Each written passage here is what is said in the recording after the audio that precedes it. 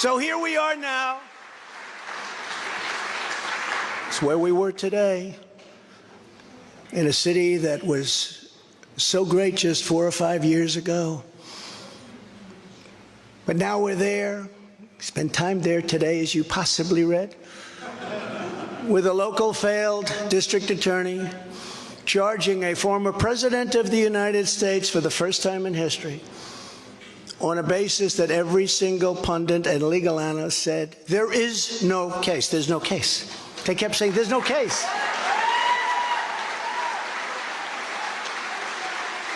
Virtually everyone. But it's far worse than that, because he knew there was no case. That's why last week he delayed for a month and then immediately took that back and threw this ridiculous indictment together. Came out today, everybody said, this is not really an indictment. There's nothing here. My lawyers came to me and they said, there's nothing here. They're not even saying what you did. The criminal is the district attorney because he illegally leaked massive amounts of grand jury information, for which he should be prosecuted, or at a minimum, he should resign. And Alvin Bragg's wife confirmed a report that claimed her husband has Trump nailed on felonies. She has since locked down her Twitter account.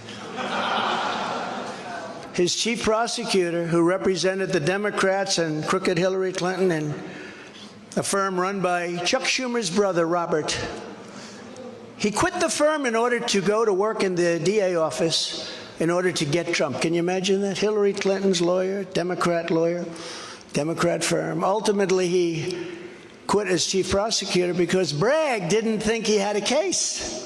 Think of that same guy that brought this ridiculous thing today. Yet during his investigation, this prosecutor named Mark Pomerantz wrote and published a book saying all sorts of privileged things and has been very strongly reprimanded. He was reprimanded so strongly. I've never seen anything like it. That's probably the end of it. But what he did was probably very illegal, but he was very, very strongly reprimanded. Even District Attorney Bragg was furious with him. They were having a tremendous fight in the office because of it.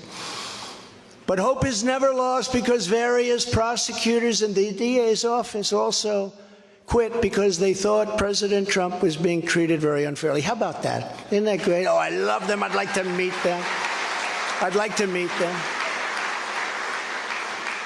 The DA's office even had a web page. Meet the team of executives who have done this to President Trump. That was the title. Isn't that nice? They immediately had to take it down. Meanwhile, overall crime in New York was up 30% last year. Much more than that the year before, with felony assaults, robberies, and burglaries all up by massive, massive numbers.